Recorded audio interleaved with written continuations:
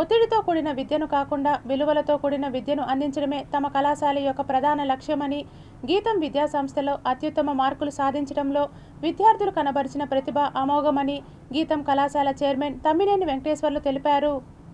ఇలాంటి ఫలితాలు కార్పొరేట్ కాలేజీలకు మించిన ఫలితాలు సాధించాలన్న విషయాన్ని తిరుపతి ప్రజలందరూ కూడా గుర్తించి మాలాంటి కాలేజీని ఎంకరేజ్ చేయాలని చెప్పి, ప్రోత్సహించాలని చెప్పేసి మనస్ఫూర్తిగా కోరుతున్నాం.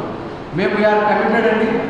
ఖచ్చితంగా స్టూడెంట్స్కి కేవలం విద్యనే కాదు, వాల్యూస్తో కూడిన విద్యను ఇవ్వడానికి మేము కమిట్ అయి ఉన్నామండి.